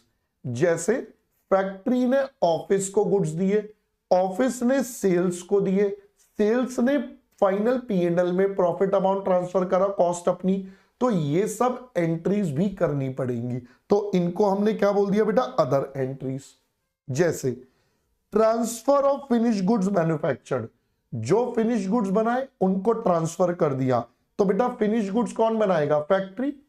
फैक्ट्री ने बनाए, अब ये किसको देंगे, ऑफिस को, तो office debit to factory, FGLC debit to WIPLC. आपका बेटा ये कॉस्ट इन्होंने ट्रांसफर कर दी, कोई रियल पर्सनल नहीं है तो एंट्री बिल्कुल क्या हो गई, सेम हो गई। गुड्स रिटर्न्ड बाय ऑफिस, हमारे गुड्स जो है वापस आ गए, ऑफिस डिपार्टमेंट ने माल वापस भेज दिया, तो बेटा एंट्री क्या हो गई, अब ये रिसीव कर लेगी वापस, तो फैक्ट्री की कॉस्ट बढ़ गई, ऑफिस की कम हो गई। एबनॉर्मल लॉस हो गया डब्ल्यूआईपी का, तो भाई पी&एल में डेबिट कर दो, यहां costing P and L. Transfer of goods sold, अब गुड्स सोल्ड कौन ट्रांसफर करता है, तो ऑफिस सेल्स डिपार्टमेंट को देगा, तो सेल्स डिपार्टमेंट यानी कि सीओएस की कॉस्ट बढ़ गई और एफजीएलसी बेटा क्रेडिट हो गया। गुड्स रिटर्न हो गए तो बेटा वापस से रिवर्स हो गया। अब ये जो एंट्री है इसका एक और नाम होता है, ध्यान से देख लेना, पेपर में आस हो सकता है आ जाए, हम क्वेश्चंस करेंगे उनमें भी आएगा, सेल्स रिटर्न एट कॉस्ट। तो आपने सेल्स रिटर्न करा बट कौन सी वैल्यू पर, कॉस्ट पर, तो ये एक इंपॉर्टेंट पॉइंट बेटा आपके पास बनता है, सेल्स रिटर्न एट कॉस्ट। तो थोड़ा ध्यान से देखना है बेटा सेल्स रिटर्न एट कॉस्ट को। ठीक है जी, तो सेल्स रिटर्न एट कॉस्ट का मतलब है सेल्स डिपार्टमेंट ने ऑफिस को गुड्स वापस कर दिए। एबनॉर्मल लॉस हो गया बेटा फिनिश गुड्स का, अगर एबनॉर्मल लॉस हुआ तो पी&एल डेबिट हो जाएगा, एफजीएलसी की वजह से हुआ, यहां बेटा costing P and L. Cost to P and L, अब फाइनली बेटा सेल्स डिपार्टमेंट कॉस्टिंग पी&एल को माल देगा, कॉस्ट ट्रांसफर करेगा, तो P and L debit to COS, P and L debit to COS. इसके अलावा अब हमारे पास बेटा सेल्स होगी। अब सेल्स की एंट्री क्या होती है, तो अगर हम सेल्स की एंट्री की बात करें तो बेटा सेल्स की एंट्री क्या होती है, बैंक या डेटर्स डेबिट टू सेल्स, हमने कहा ठीक है।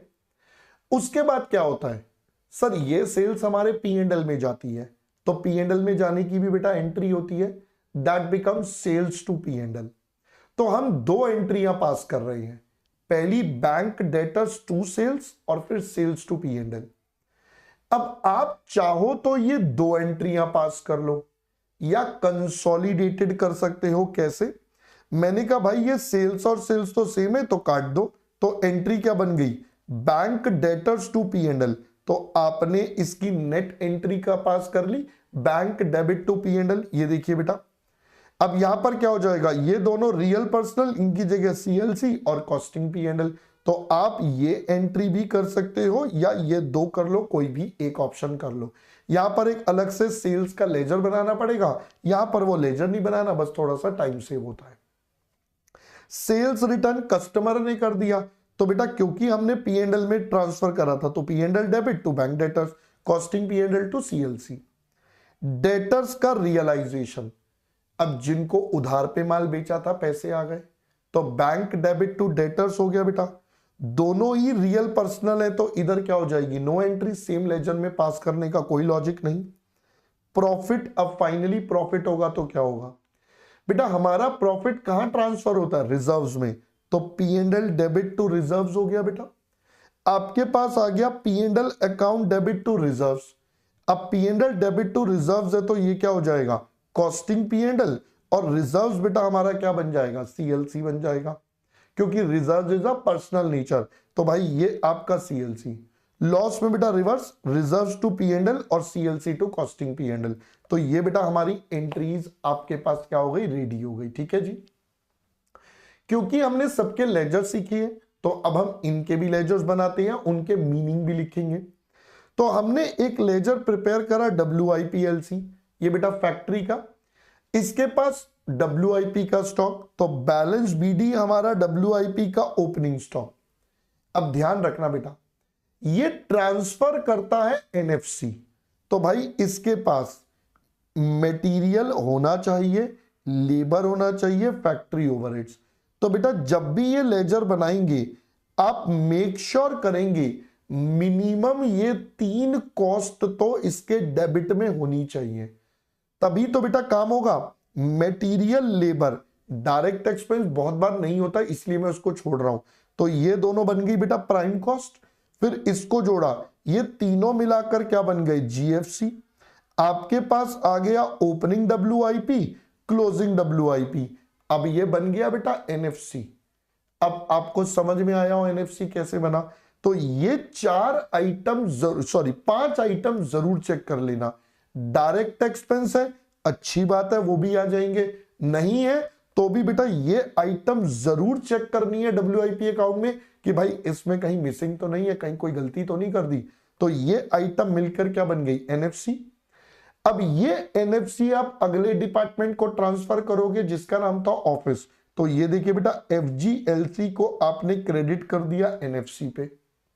इसके अलावा एबनॉर्मल लॉस हो सकता है, वो हो गया, या गुड्स रिटर्न हो गए, सो दैट इज WIPLC। अब एग्जाम में मिसिंग क्या मिलेगा, या तो क्लोजिंग स्टॉक या ये NFC, दो में से कोई एक मिसिंग फिगर निकालने को हो सकता है मिल जाए, ठीक है, क्वेश्चंस में, तो इसलिए ध्यान रखना है। अगला FGLC गुड्स की बात करते हैं। ये ऑफिस में क्या हो जाएगा बेटा, पहले तो फिनिश गुड्स, उसके बाद क्लोजिंग फिनिश गुड्स। अब ध्यान क्या रखना है बेटा, NFC हमें मिल गया, ये एडमिन कभी होंगे कभी नहीं होंगे प्रोडक्शन वाले, NFC इसमें जरूर आना चाहिए, ये आपका NFC हो गया। Opening finish goods, closing finish goods, बेटा तीनों मिलाकर COP बन गए। ये COGS आ गए, क्योंकि NFC में ओवरहेड्स होंगे तो COP, नहीं तो यही आपका COP बन जाएगा। ये सारे मिलाकर COGS, ये आपने सेल्स डिपार्टमेंट को ट्रांसफर कर दिया। इसके अलावा एबनॉर्मल लॉस है, गुड्स रिटर्न है, वो सब तो एंट्री नॉर्मल है। मिसिंग फिगर क्या होगी, क्लोजिंग स्टॉक या ये COGS, दो में से कोई एक डेटा गायब होगा। इसके बाद देखते हैं बेटा, अगला है कॉस्ट ऑफ सेल्स अकाउंट। ये पहले तो गुड्स रिसीव कर लेगा, फिर एडमिन और S&D, COGS ये दोनों जोड़े, बेटा कॉस्ट ऑफ सेल्स आ गया, ये कॉस्ट ऑफ सेल्स P&L में ट्रांसफर हो गया, काम खत्म, गुड्स रिटर्न होंगे तो आ जाएंगे। फिर कॉस्टिंग P&L में कॉस्ट ऑफ सेल्स ट्रांसफर हो गया, इसके अलावा सेल्स हमारे पास आ गया, इन दोनों का डिफरेंस प्रॉफिट और लॉस, सेल्स रिटर्न हो सकता है। इसके अलावा जितने हमने एबनॉर्मल लॉस या गेन निकाले थे, व्हाटएवर देवर, जिस भी तरीके से बेटा हमने निकाले थे, वो सारे के सारे एबनॉर्मल लॉस और गेन आपके बेटा यहां पर और आएंगे। Finally you will have your profit और लॉस। तो यहां पर आकर अब आपको ये वाला पॉइंट भी क्लियर हो गया होगा, यहां तक अब मेरे हिसाब से कोई इशू और मैटर नहीं होना चाहिए मेरे दोस्त। हाँ जी दोस्तों, ऑल सेट है यहां तक का। तो देखिए बेटा, अब आपका सबसे पहला काम क्या है, आज हमने क्लास का ड्यूरेशन कम करा है अभी तक, बट कंटेंट काफी है। तो मेरा सबसे पहला रिकमेंडेशन ये होगा कि अभी क्लास के बाद आप जब ये नोटिंग करेंगे, नोटिंग करते हुए कोशिश करें आप ये जितनी जर्नल एंट्रीज है हेडिंग लिखें, और ये एंट्रीज अपने आप सोचना कि ये एंट्रीज बेटा कैसे बनी है, इन एंट्रीज में कैसे कैसे ट्रांजैक्शंस हो रही है। तो आपने ये करना है और ये अपने आप इवैल्यूएट करना है, अपने आप इमेजिन करके, अपने आप सोच के लिखना है। तो अगर आप ये काम करोगे तो आपको ज्यादा बेटर तरीके से क्लैरिटी हो जाएगी। आई होप दोस्तों पहले बात पॉइंट समझ में आ गया। ठीक है, तो ये काम आपने करना है। दूसरा, मैं अब आपको एक क्वेश्चन और करवा रहा हूं, एक बेसिक क्वेश्चन करवा रहा हूं अभी फिलहाल के लिए, ताकि बेटा ये कॉन्सेप्ट अच्छे से क्लियर हो जाए। तो हम आपके साथ अब करते हैं बेटा हमारा क्वेश्चन नंबर 1। आपको बेटा मैंने पहले ही बता दिया था इस चैप्टर में क्या है। इस चैप्टर में हमने यहां पर सीख लिया था कि भाई 1 से 8 तक क्लास वाले कॉस्ट अकाउंटिंग, 14 से 19 ये सब कॉस्ट अकाउंटिंग है, ये रिकंसिलिएशन ये कर चुके हैं। अब बारी है बेटा इस वाले हिस्से की। तो अब हम 1 से लेकर 8 तक के सभी क्वेश्चंस और यहां पे टेकअप करेंगे। तो सबसे पहले अब बात करते हैं क्वेश्चन नंबर 1 की। Let us start with the question. देखिए बेटा क्या कहता है, it says journalise following transactions assuming cost and financial accounts are integrated. अब आपको खुद बता दिया बेटा कौन सा केस लग रहा है, इंटीग्रेटेड। तो इंटीग्रेटेड में तो रियल पर्सनल सारे के सारे बनते हैं, कुछ भी नहीं छूटता। मैंने कहा डन। तो चलिए जी, अब इसकी हमें क्या पास करनी है, जर्नल एंट्रीज। अब देखो एग्जाम में अगर जर्नल एंट्रीज का क्वेश्चन आता है तो बहुत अच्छी बात है बेटा। आपको पहली बात यहां पर कोई नरेशन नहीं लिखनी, तो आपके पास एक तो बचाव हो गया। तो आप सिंपल बेटा ट्रांजैक्शन पास करके दिखाएंगे। तो एक कॉलम हम बना लेते हैं डेबिट और एक और कॉलम हमारा क्रेडिट। अब इनके बेटा कॉलम्स तैयार कर देते हैं पहले। ठीक है, चलिए एक एक करके सभी ट्रांजैक्शंस को देखते हैं। पहले बोला गया रॉ मटेरियल परचेज 20,000। अब सोचिए रॉ मटेरियल परचेज करा, तो रॉ मटेरियल परचेज की एंट्री मटेरियल टू क्रेडिटर्स, क्योंकि परचेजेस है बाय डिफॉल्ट उधार पर होंगे। अब परचेजेस की जगह क्या आ जाएगा, मटेरियल की जगह। So we will have SLC account आपका डेबिट हो गया, और ये सारा पैसा बेटा किसके थ्रू, क्रेडिटर्स के थ्रू। तो ये आपकी एक ट्रांजैक्शन दोस्तों रेडी हो गई, विच इज 20,000 रुपीज की ट्रांजैक्शन। लीजिए ये आपने उधार पर माल परचेज कर लिया। तो पहला काम आपका डन हो गया, एसएलसी टू क्रेडिटर्स। लो जी पहली ट्रांजैक्शन। क्योंकि दोस्तों ये इंटीग्रेटेड है तो अब हमें सोचना पड़ेगा, रियल पर्सनल सब लिखने पड़ेंगे। डन। अगला देखते हैं बेटा, मटेरियल डायरेक्ट वाला प्रोडक्शन को इशू कर दिया। प्रोडक्शन बोले तो फैक्ट्री, तो फैक्ट्री की कॉस्ट बढ़ा दो। तो आपके पास हो गया WIPLC डेबिट। किसने इशू करा, मटेरियल डिपार्टमेंट ने। तो ये आपके पास क्या हो जाएगा, SLC अकाउंट। कितना था अमाउंट, सर अमाउंट है हमारे पास 15,000 का। तो बेटा ये हमारे पास 15,000 का WIP SLC भी बन गया। मैंने कहा डन। नेक्स्ट आपको क्या बोला है, वेजेस पेड। कहता है 30% इनडायरेक्ट है। तो पहले तो बेटा देखिए वेजेस कितना है, 12,000। टोटल पेमेंट हुई 12,000। तो पहले तो बेटा पेमेंट की ट्रांजैक्शन पहले इनकर्ड करेंगे, डायरेक्ट इनडायरेक्ट बाद में क्लासिफाई। तो पहले पेमेंट करेंगे, तो वेजेस अकाउंट डेबिट। अब वेजेस का मतलब क्या हो गया, wages control account debit. Wages control debit, और ये पैसा कहां से जाएगा? बैंक अकाउंट से। अमाउंट है बेटा पूरा का पूरा 12,000। तो पहले तो एम्प्लॉइज को पेमेंट कर दी। अब इसमें से डायरेक्ट इनडायरेक्ट निकालते हैं। एग्जामिनर ने बोला डायरेक्ट वेजेस 84। अब चेक करोगे बेटा ये इसका 70% आ गया, क्योंकि हमें बता दिया 30% इनडायरेक्ट है, 70% डायरेक्ट है। तो पहले डायरेक्ट की एंट्री पास कर लेते हैं।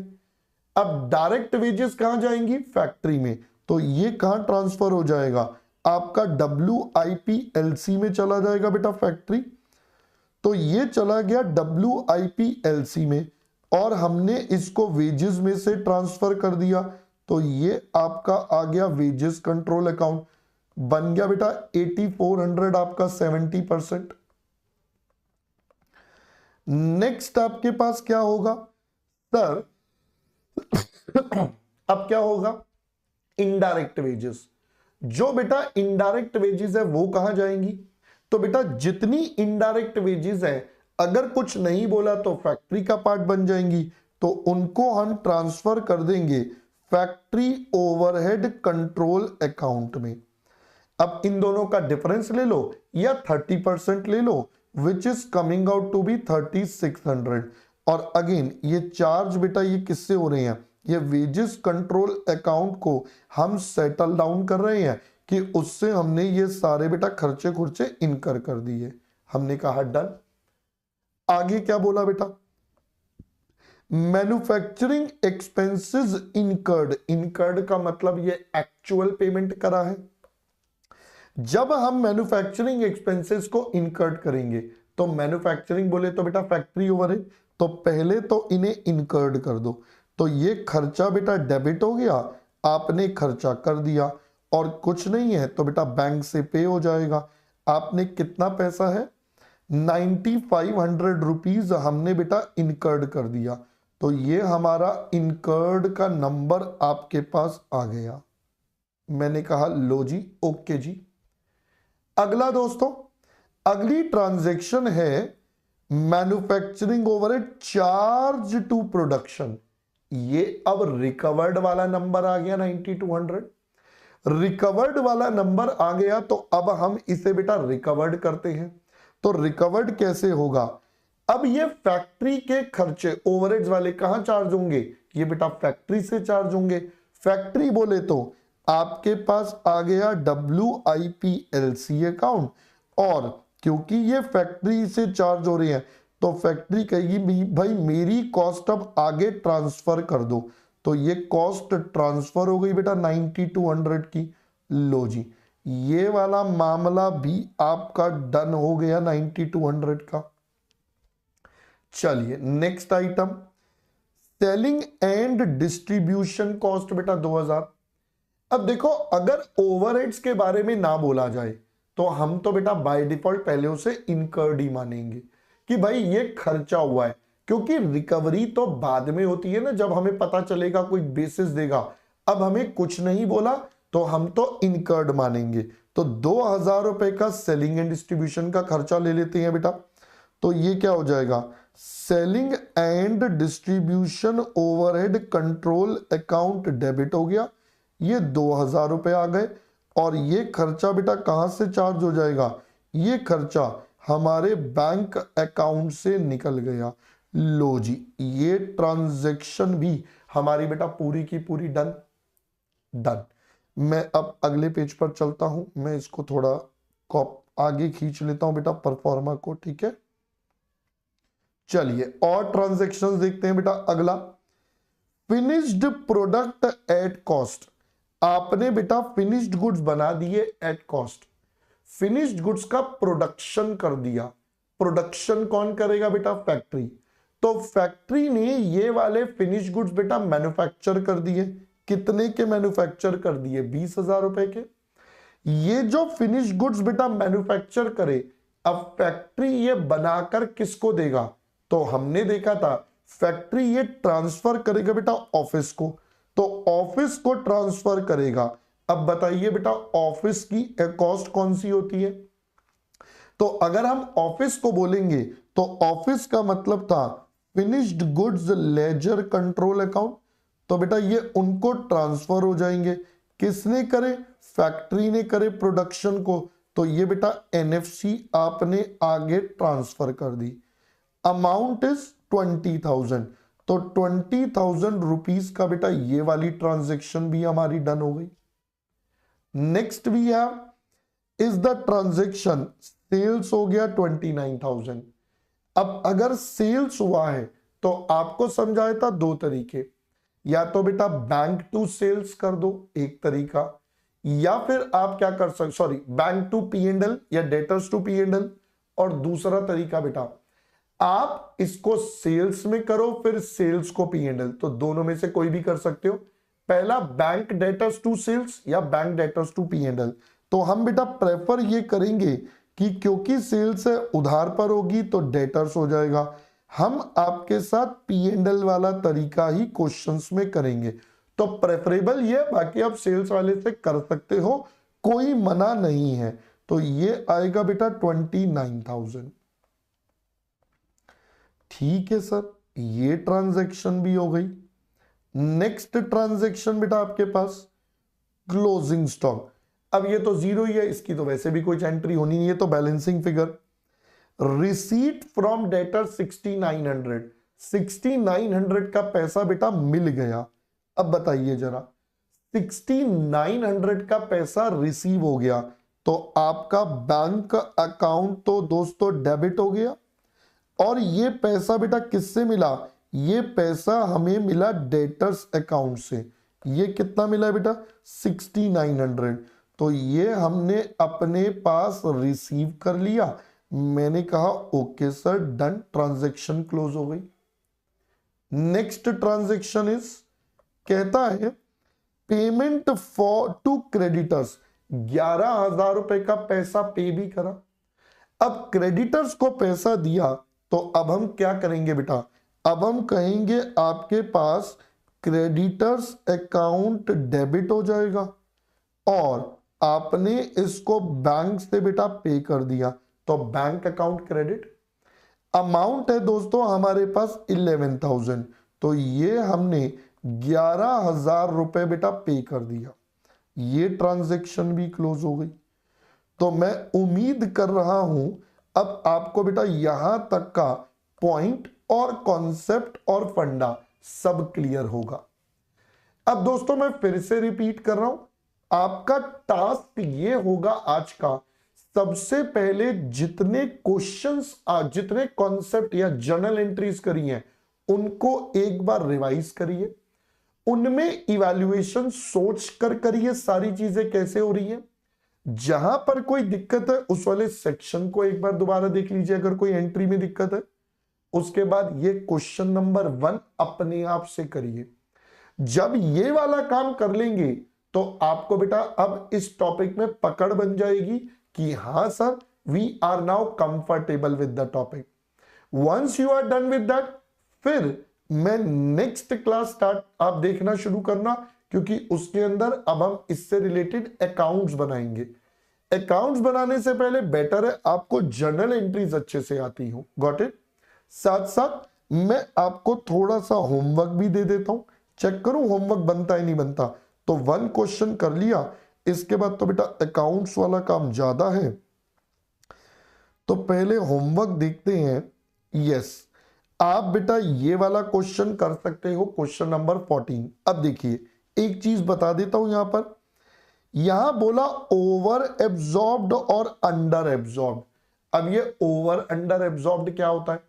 तो आपको ओवरहेड्स की ट्रांजैक्शन लिखवाई थी बेटा, तो ये वही है, ओवर एब्जॉर्ब्ड और अंडर एब्जॉर्ब्ड, ये इंटीग्रेटेड सिस्टम है। अगर तो अमाउंट ओवर एब्जॉर्ब्ड है तो बेटा इसको हम क्या करेंगे? अब अगर मैंने आपको बोला था 2 केस है, या तो P&L या फिर बैलेंस सीडी। अब बैलेंस सीडी की तो कोई जर्नल एंट्री पास होती नहीं है, तो बेटा क्योंकि मुझे जर्नल एंट्री पास करनी है तो मैं क्या करूंगा? मैं इसको P&L में ट्रांसफर कर दूंगा। तो ओवर एब्जॉर्ब्ड मतलब प्रॉफिट, प्रॉफिट हो गया हमें, ये हमारे ओवरहेड्स के डेबिट साइड में आ रहा होगा, तो यहां पर क्या आ जाएगा? टू P&L आ जाएगा।